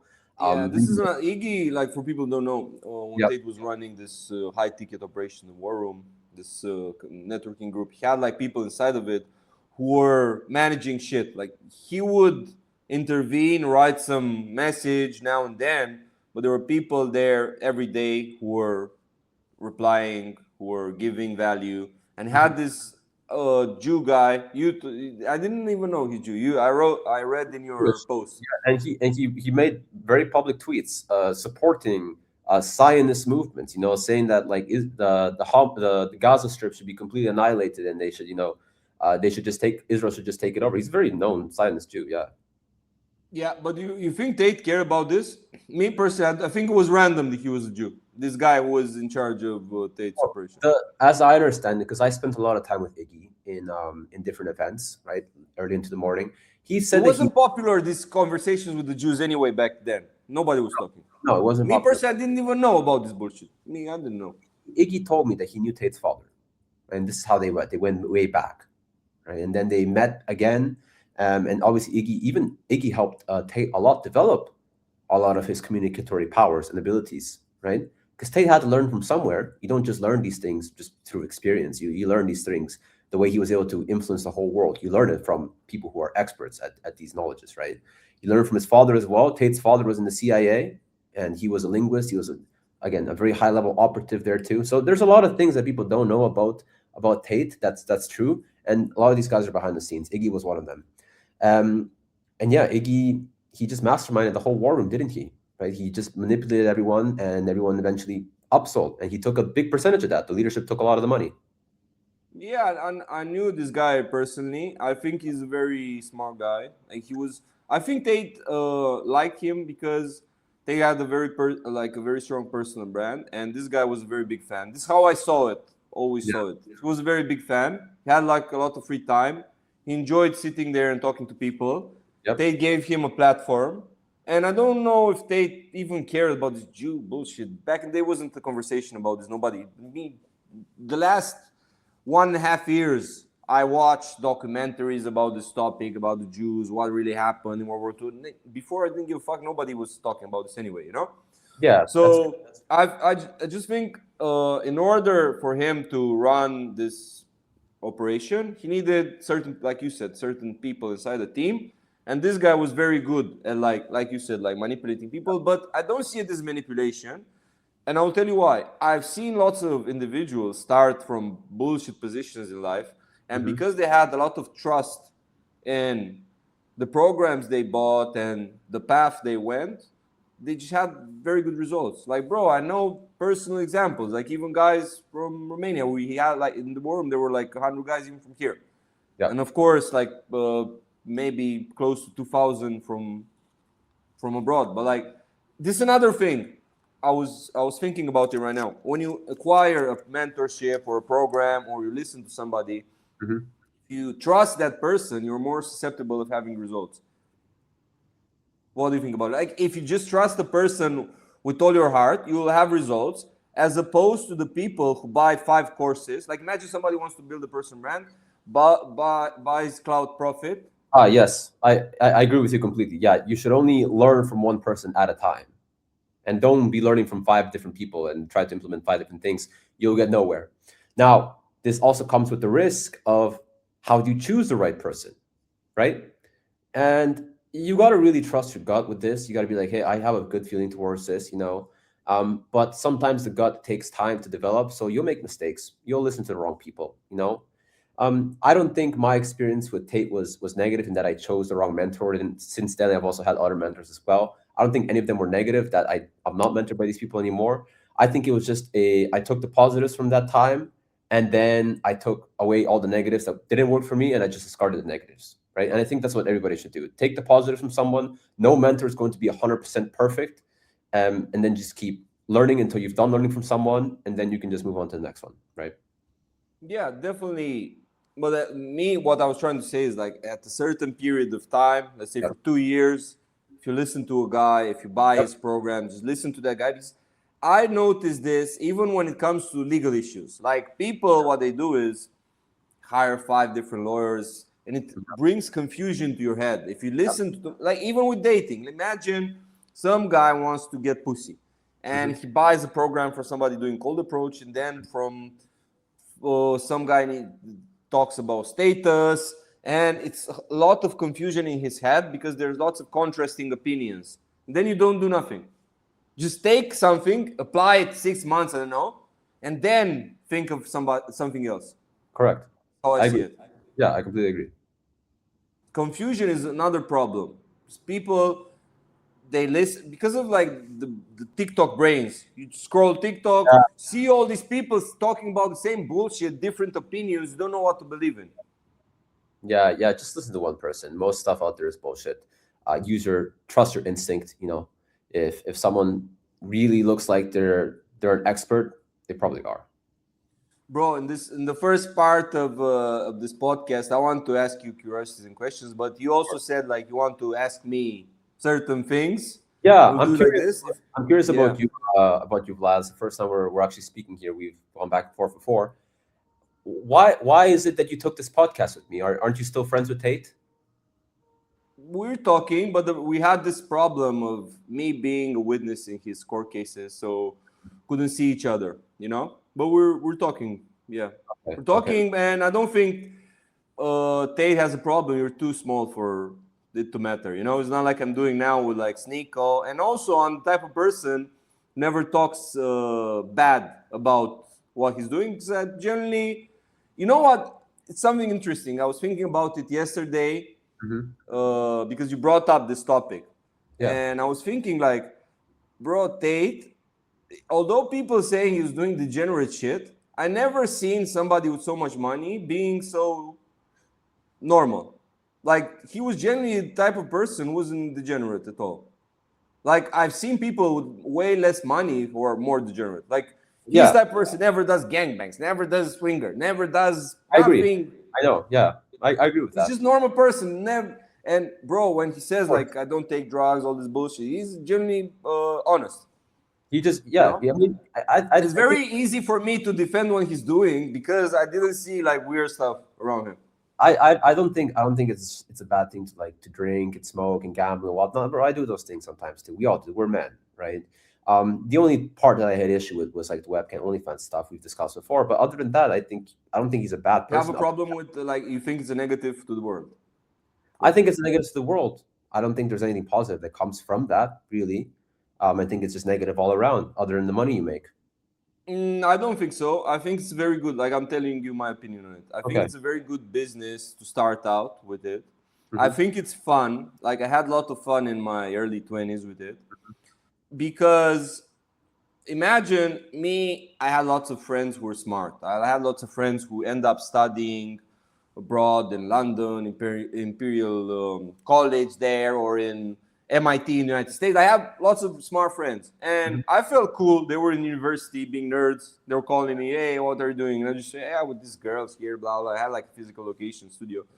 Like for that part of my life, for the initial stages, was a fun business to operate. And I also think nowadays don't need so much money like you needed back in the day. Like back in the day, you needed like physical location. You need to work with girls from your city. Now you can do it like there's guys who run OnlyFans or webcam agencies. They work with girls from other places. I think it's easy to do it. That way to do that, I don't have a problem with. Like, okay, I don't agree with OnlyFans webcam as a fundamental, but I don't think it's like an illegal or an evil thing, super illegal evil thing. Like if you're doing it just, having contracts with the girls, they work from somewhere else, you get 50-50 split, etc. That's a business. And I respect the business. I respect the people who make a lot of money with OnlyFans webcam because they're good businessmen, right? I can respect that. I just don't think porn, spreading it and taking guys who have families and taking all their money, even if somebody else is going to do it, I don't think if you are contributing to that, I don't think you're doing a positive to the world. Bro, it's very difficult. I want to open a topic here. It's Okay. very difficult to make money while also not making others suffer. Because if I open now burger shop, Yeah. I'm selling bullshit junk food. I'm making people sick.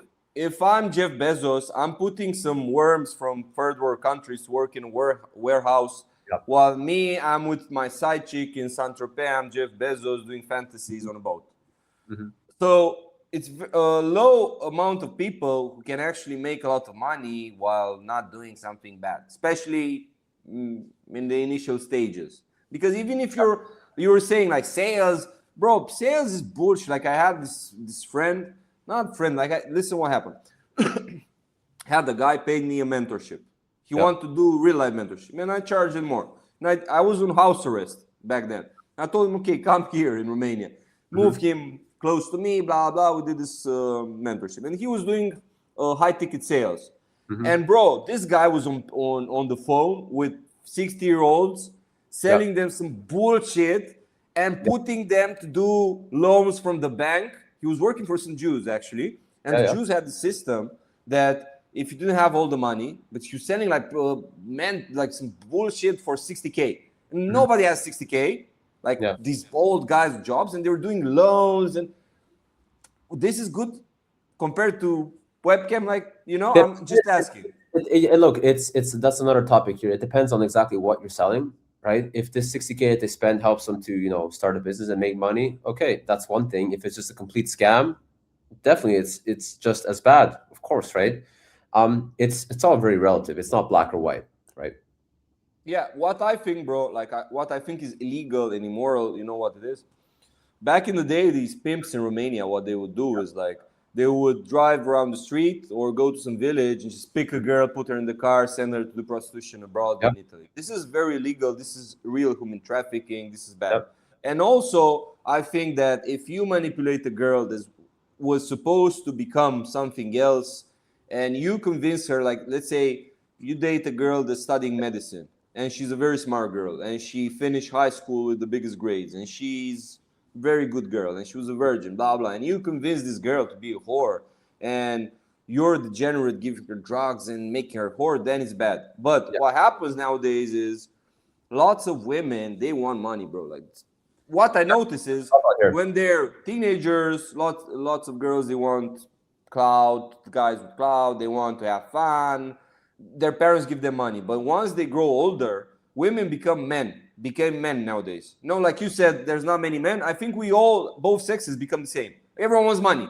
Everyone wants the same shit. Everyone nowadays, men and women are very similar. This is why women nowadays, when you cheat on them, most of them, they just fuck. Like in that song with Ice Spice and Sandra Seed is very popular, saying like, if he's cheating, I'm doing him worse. You know, like this is the mentality nowadays. The mentality is girls want to make money, and I see it, bro, even with the adult industry. 10 years ago, every girl would apply on the website to work, and she's saying like, bro, I hope my family doesn't find out. Now they're just posting naked anyway. And you know what? Most of the girls, if nobody finds out, they would fuck for money easily. And most of them that have sugar daddies, the ones that look hot and shit. Yeah. You know what was something that Tristan actually said is that the only girls he could never turn over to put on OnlyFans and webcam were the girls who came from rich families. They didn't need the money, right? Well, financial struggle is real. Financial struggle, and it's not only struggle, because I've seen girls that fuck for money and they want to be whores because they cannot reach the expectations that TikTok set up. So there's girls, like I'm telling you what happens, especially in Eastern Europe. There's girls who are very hot, naturally hot, that were hot all their life. And they look on TikTok and they see, okay, this bitch has better pictures than me. She's in Bahamas, she's in Maldives, she's in Dubai, she's receiving all these gifts. I'm hotter than her. I'm younger than her. Why I don't have this money? Why should I go to university? Why should I be with some normal guy that doesn't give me money? This is the thing, and they want to do it. And these guys who are doing OnlyFans nowadays, and also how we teach it in Webcam Profits, we don't teach people dark trading your girlfriend. We're teaching people how to hire models from the internet. Imagine, I was arrested for human trafficking. I could not teach some bullshit, you know? We're teaching people how to do it professionally. And I think if you do it professionally, it's not so bad. I don't have a problem with doing that professionally. I only had a problem with, you taking all their documents, isolating them, and then forcing them to do it. That's the only issue I had. Me personally, I think it's also an issue because if you want to be successful, you have to think long term. What you do today, you don't want to be an idiot in 2 years to like destroy your life over this bullshit, you know? Yeah, of course. I also agree with you. Yeah, of course. Vlad, do you have children? Yes, but I cannot talk about this. It's like complicated with my case, like the girls in my life. But the answer is yes. That was a personal curiosity of mine. Yeah, well, good. Congratulations. I'd like to have kids soon too. It's coming up. Having kids, bro, is very important. I think. Like, why are you fucking for nothing? Yeah, exactly. I think it completes something biologically inside of us that men need. Bro, actually, I was talking to Tate about this, and when he started making kids, like 2020, they started both, and they were saying like, bro, it's an investment for the future, and it's an investment for the fun you'll have in the future, because now is maybe it's bullshit. It's some young kid, cannot do shit with him. Yeah. But when you'll be 50, 60, it's like a toy you play with. and you give him instructions, do this, blah, blah. Like it's an investment. You'll have like a person, you can live life through that person. Yeah, Give exactly. advice. You can see it from this angle as well. Yeah, if you yeah, want. exactly. Yeah, you're training up like a team, you know, for the next generation. Yeah, because at some at certain point, probably you cannot. You already lived your life. You already did your shit, and you Yeah. wanna coach others. And I've noticed this even with my younger friends. I take satisfaction when somebody has success Mhm. after I taught them shit. You know, Yeah, absolutely. What's your goal, Vlad? Do you want to be rich, famous? What's the next step for you? bro. I think as a person, you need to improve your stats all the time. This Yeah. helps you. You'll die. You cannot do shit. Nowadays, everything is very transactional, and I believe in this.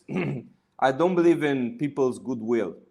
I Hmm. see others when they operate through the world, like in the world, they think they want handouts. Like, yeah, why is this person not replying to me? Why this happens? Why am Yeah. I getting the best table in the club? I thought I'm good with the owner.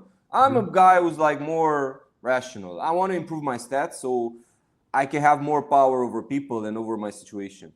It's Okay. very important because without having power, a certain degree of power and popularity, connections, money, your life will be shit. Yeah. And I see it even like I remember 10 years ago, like had friends, didn't have control over over my friends. Let's say I was Mhm. going out with people taking drugs, driving the car, doing bullshit. I didn't like. Now I'm in a situation where like people, at least in front of me, just I have control. Like if I want to go do something, can call people. Yeah, like we go there, and everyone says, yeah, yeah, yeah, we go. If you don't have money, you don't have nothing going on as an adult. You cannot have power over people. Nobody listens. So This is the problem. you want power then, power over people. Yeah, I want power over people and I want power over my situation because Hmm. imagine here in Romania, they're bringing, I'll give you some random example. They're bringing lots of immigrants. But Hmm. me, where I'm living now, have like former football players, I have like doctors, I have like Yeah. white people, I want the security that I didn't have in the past because when I moved in Bucharest in like 2013, bro, my neighbor was a guy from the gangs who had like a girlfriend. They're beating her up all the time. My girlfriend was calling me, yeah, these guys, they had the fight. The girlfriend is running on the stairs. I'm scared, blah, blah, Gypsies. blah. You're all gypsies. Kind of, yeah, gypsies. Like when you make more money, you have more power over your circumstances and gives you more safety. Would you say And that I sorry, go yeah, ahead. yeah, I feel like um, you avoid bullshit situations because, bro, I know life without money, and I had fun without money.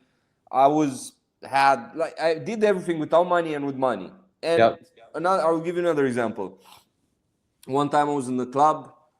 I think I just finished high school, and I Mhm. wasn't affording the best place, and I was some bullshit vacation destination in Romania. And I Yeah. remember some gypsies just started flirting with my girlfriend, and I had to Mhm. beat up the whole club and like get kicked out Yeah. and go for all these bullshit situations just because I didn't have money to be where people have things to lose. And Yeah. compare this to last summer when all summer I was in Monaco, in Saint Tropez, and Mykonos, Yeah. here at the best places, no problems. Everyone was looking like they were looking longer hair, then looking Danish, looking. Everyone was normal, good guy. That's what I Yeah. like. I don't want to go places with guys with tattoos. I want people that look like you to be my Yeah. neighbors. You know, Yeah. People, to people feel are, safe. Because if you're people my are neighbor, you won't do bullshit. You won't be retarded. I don't yeah. like retarded people. Yeah. But isn't this easily acquired? Just move somewhere nice. Yeah, but you need money and you need like a little bit of Yeah. power, and you need more money in the future when things will get more expensive. And the more you age, you need more money. Yep. When Yep. I started with business, bro, I made a few K. I felt rich. I went to the Gucci store, bought my first sunglasses from Gucci, some sneakers, and I just for 3 days I was excited, like was Yeah. just Yeah. Yeah. jerking off. Oh, these sunglasses. But now I need way more to feel excited. Now I can do. Now if I buy some sneakers and give a fuck. You Yeah. Yeah. know Yeah. this. Yeah. Of course. Of course. Yeah. Yeah. Like the more you age, the more money you need, and the more you age, the more responsibilities you have. Because on top of the kids you have, I feel like I have lots of kids around. Like employees are like kids, Yeah. girlfriend is like a kid. Yeah, true. Calls me, yeah, give me 500 euro. I need to pay university. I need to pay this. Oh, my mom needs. It's all these responsibilities. My parents call me, so I need to make money. Otherwise, it's bullshit. Yeah, you got to take care of everyone, man. Like, as I said, most people are not going to make it on their own. And if you're one person who is going to make it, it's kind of your responsibility.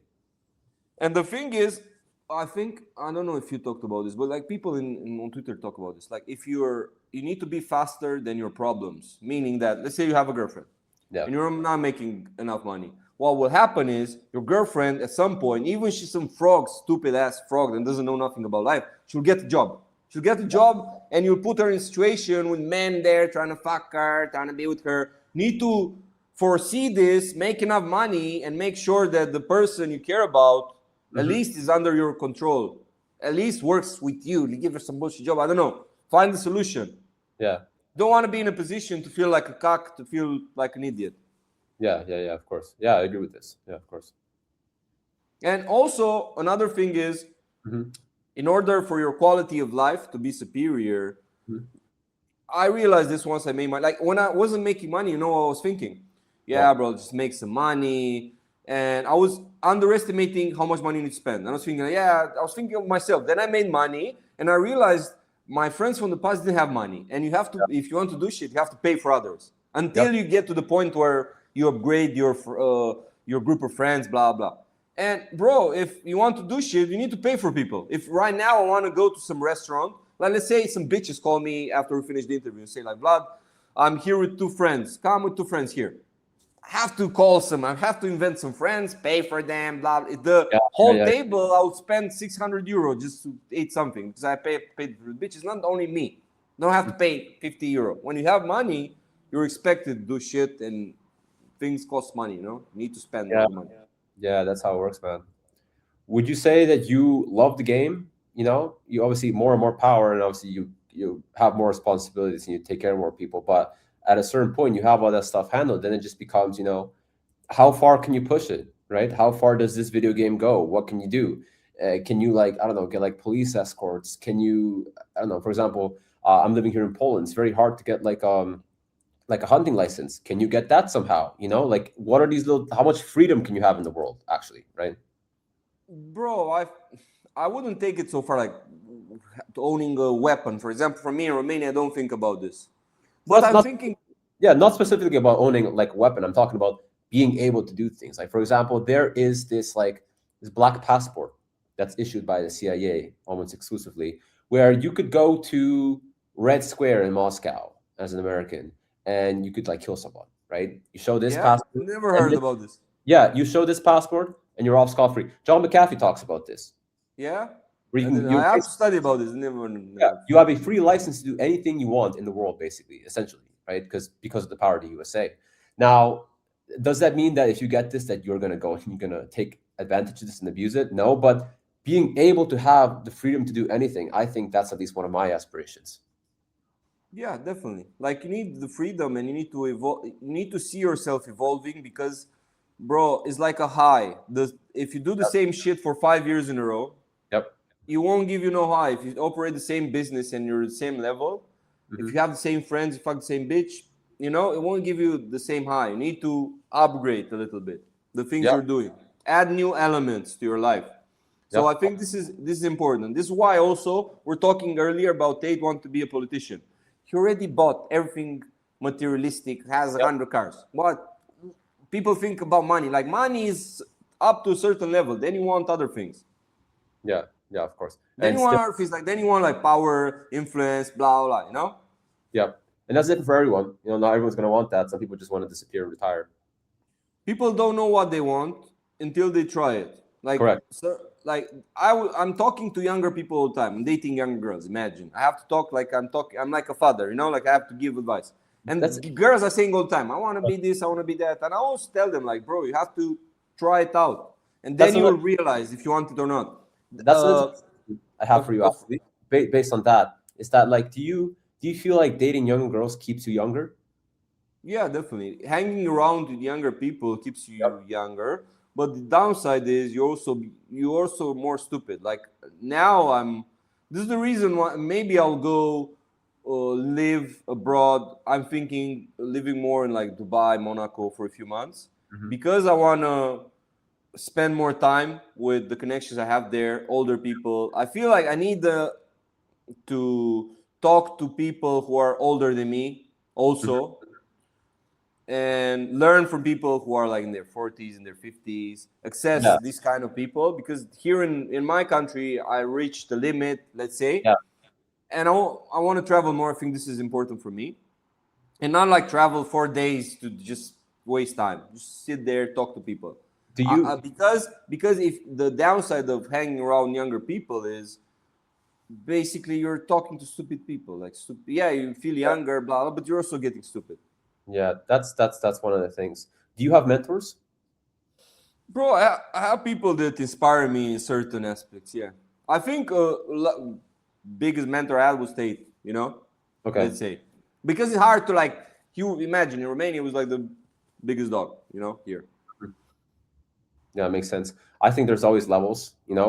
I up until recently I didn't have a mentor. Now I have a mentor again. It's my new business partners. These guys are far richer than me. They're only a few years older than me, right? Some of my mentors, and I have another one as well who's like a billionaire in Miami. He's in the marketing space, right? And he's like 35 or something. Um, it opens your mind. You think you know a lot, even through learning from Tate, even through being around that world. You think you know a lot, but there's other people who are richer than Tate, even who know more people than Tate as well, who are completely behind the scenes, who know different things that he doesn't know as well, with different perspectives. So I think there's always levels. I think you should always, I think, be humble enough, even if you're in your 30s or your 40s, to look up to someone who's like 60 or 70, right? And if you can somehow get him to mentor you, I think your life can improve by leaps and bounds. Yeah, Mhm. bro, I understood this since I was a kid. Like I remember when I will tell you like at a small bush level. Like when I was a kid, Mhm. I was in a very good school. It was like top 5 schools in Romania. Like when I was 12 to 16, you know? And there was this guy from the hood I was friends with. And Mhm. basically, this was the type of guy who taught me about like, I don't know, masculinity, defending yourself, verbal warfare, Yeah. girls. Imagine was the type of guy who was fucking doing gangbangs with his dad and stuff like this. The type of guy whose dad went to prison. His Yeah. dad was like my dad was the type of person more serious. He was working for like big companies. Like I don't know if you heard Unilever is like a big company in the world, like Yep. I selling heard that. bullshit. Yeah, he was working with serious guy, corporate guy. You know, he was the type of guy who was fucking bitches in front of me. He's loyal to my mom. They went to university, blah blah. And this guy in the hood and his crew, I saw a perspective, and then I would apply it on guys from school, and I would be the G there, and I would just fight guys who were older than me. And Yeah. even at small level, now imagine in a business is the same. You need to be around people who are older and you learn shit from them, even watching them. It's like boxing. You cannot learn boxing from YouTube.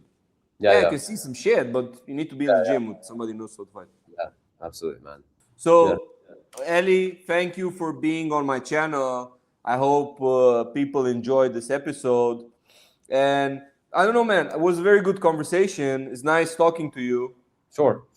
Pleasure, man. It was a pleasure to finally meet you. Where can people find you? Where can people find me? So I'll put our socials down below, Sure. and people can you guys you can go there and find Ellie's Telegram, Ellie's Twitter, his YouTube channel. I also like tag you and shit. You Sure. And know, I do want to let the people know who are listening to this, I am disappearing from everywhere on March 29 of 2026. So if you're watching this before that, you're very lucky, right? After this, I'm basically going to be more private.